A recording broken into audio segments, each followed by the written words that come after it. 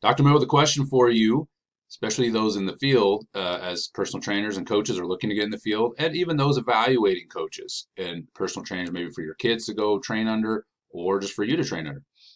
Does the experience of the coach matter? Does the experience of the personal trainer matter? In other words, if a coach was been in the Olympic Games, should that matter to you when assessing a coach, or should that matter to you when you're listening to a podcast?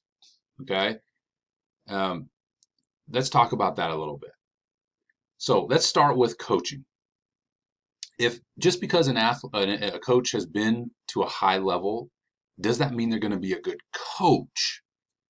Now, there are certain experiences that I think are valuable to have had. So you could have a tennis player that played maybe at the collegiate level and then coaches track. The experiences of a collegiate athlete are still the experiences of a collegiate athlete, especially as a coach gets started. Now, I don't think either that if you want to coach college tennis, you had to be a college tennis player or a college athlete necessarily. It makes it easier because coaching is a credibility system, at least initially, it really is. My interview as a strength conditioning coach at D1 school, bought a suit, had my resume in hand, walked in there, dropped the resume down, getting ready to talk about the coach about physiological things and program. And he said, "You played college football?" And I said, "Yes." And he said, "All right, we'll see you on Monday." That was it. That's all he cared about. For him, as a GA, basically, he was going to teach me what he wanted me to know. And he just wanted to make sure I was comfortable in the environment of a collegiate weight room. I wouldn't be overwhelmed by the noise, by the athletes, by their egos, by all that stuff. Because I had been in there, it was an environment that I was comfortable with. Okay, so in that context, right or wrong, his evaluation of environment, in that I was just a young coach, I had the credibility of having been in an environment, and so he said, "Yes, we'll bring you in here." Now, by the way, I ended up being an awful coach, to be quite honest. I was very immature. I wasn't ready to work those hours, those 4:30 in the morning to 7:30 at night straight, and try to go to school on top of that. I was a horrible, horrible, horrible GA. Now, a couple years later, I matured a little bit, and I was ready to be a coach and got my crap together. That's a little backstory on me. I haven't done everything perfect either. And that wasn't on him, that was on me. Um, and so when you're valuing somebody, though, there is some value in in the credibility of what you've done. Okay, that can open doors for you. But once you have the doors open, it can be harder if you don't have that credibility. You're going to have to volunteer quite a bit and prove yourself that you know what you're talking about. And you're going to have to earn the athlete's trust, not based on your experiences as an athlete, but on your knowledge. What happens next is the last word I just said, your knowledge, your coaching, your ability to coach. That's what's going to build your resume then. That's what's going to make you a great coach. I've seen great athletes that step down to coach, even at a higher level still, and they were awful. And the reason is they were great athletes, and for them, everything just came easy. Okay, they didn't have to work through a lot of the problems that a lesser athlete has to work through. I've seen many good coaches and even great coaches, and I would say the majority were mid-level athletes, meaning they may have been a collegiate athlete, but nothing special. Okay, they may have been a great high school athlete, but barely a collegiate athlete, right? They may have been a high-level high school athlete, but that was it. Okay, and I'm not belittling that. I'm just saying what it means is these athletes, these individuals, realized that their talent only went so far. They couldn't just do everything like the elite athlete. They had to work at it. They had to think about it. They had to do things better. That is a reflective type of attitude, and that's what builds, in a lot of ways, good coaches. Is reflecting, recording data, not necessarily to be published, but just this constant process of reevaluation, where you're weak, what you can be better at. And that drives those individuals as athletes, and it will drive them as coaches. Where the elite athlete, not to say they didn't work hard, but it came easier to them, and so they didn't have to be as reflective because for the most part, everything worked for them. They were an elite athlete. Again, for those that weren't athletes, it's a harder road because you're going to have to volunteer to get in the system. But once there, knowledge is important. So if I'm evaluating a coach for my kids, let's say, and they say, "Oh, she was a professional soccer player." Okay, that's good because some perspective. But if she's coaching my daughter's high school soccer team, eh, I'm not as impressed. I don't care. What I care about is that coach watching practice. Can they organize a skill session? Is their strategy decent and effective for the skill level that they have as a team? Is there strength conditioning practices? Do they have any? Do they know what they're doing? Right? The knowledge of the coach. If that coach has been coaching 20 years and they have a track record of success and you can see it through their program and the way they manage team chemistry and the things I just mentioned, who cares? I don't really care if that young lady played that coach who was a young lady and played at North Carolina. I could care less at that point. Okay, so coaching, yes, it's cool to talk about. I hear parents say, "Well, his coach was in the Olympics." Oh, great.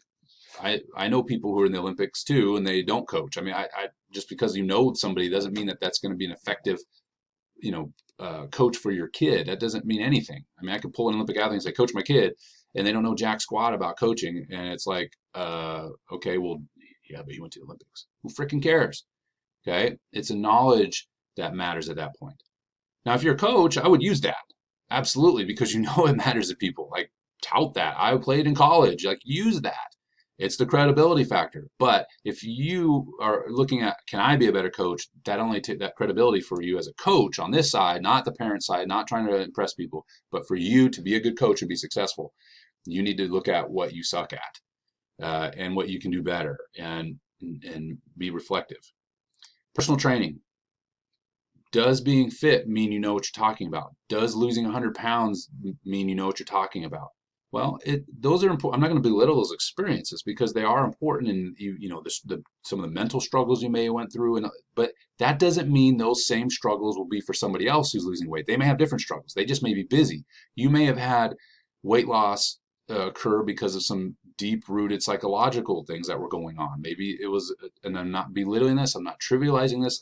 This is outside of my own scope of practice, but there may be related to abuse. There could be a myriad of reasons why weight gain occurred, a myriad of reasons. And so your reasons may not be somebody else's. So we need to be careful with that, okay? And just because X person lost weight doesn't mean they're going to be effective for you, all right? So is that a credibility factor again? Absolutely, okay? Tell people that. That's a shared experience they may share with you. But as a trainer, then you need to step back and say, this person's not me.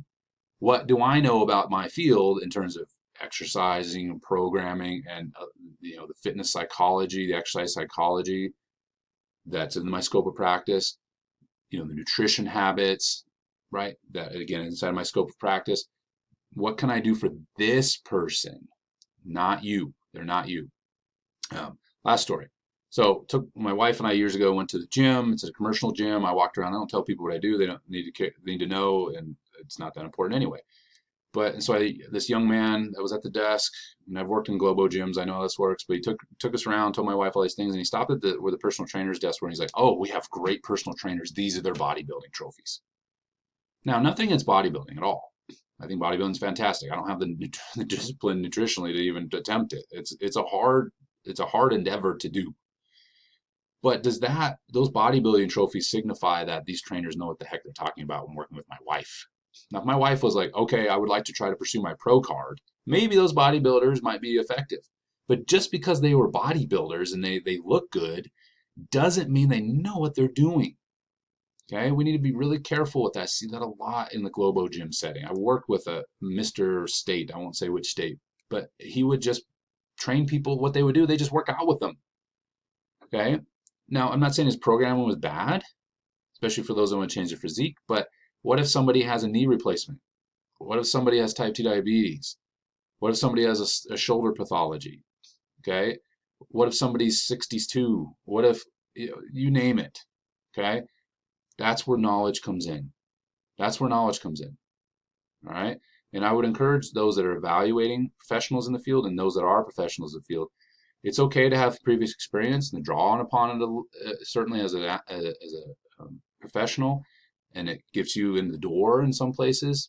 But it is knowledge as a coach or trainer and growth in the field as a professional that is going to make you effective. Your previous experiences only takes you so far, and it should only take you so far. If you are only relying on what you did as a trainer or coach, you're not a good trainer and coach. I made that mistake early on as a trainer too. So again, I'm not preaching at you. I'm talking to myself. I'm scolding myself early on. But that was a realization I had. Some of you are a lot smarter than I am and realize that a lot sooner. They're already watching this and saying, well, yeah, I know this already. Great. But if you've had some sort of experiences, tout them, use it, but don't let that be your only foundation for who you are as a professional. And when you're evaluating professionals for your kids as a coach, when you're evaluating professionals, don't put too much stock in what they've done.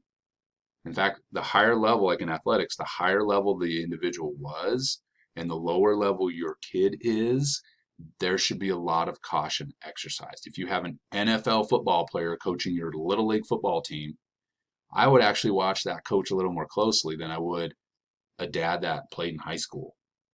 Because that NFL coach or the NFL player may try to coach those kids like the NFL. I'm not saying he will. In fact, he may have the opposite approach. Like, I know this isn't appropriate for these kids. Or I've seen a lot of injuries as a result of the sport. These kids are going to do this a little bit better. So again, I'm generalizing here, but a great athlete doesn't necessarily make a great coach. All right, comments below. Tell me I'm full of crap. Maybe I am. Subscribe to the channel for more information on fitness, nutrition, and exercise science. Until then, I'll see you later.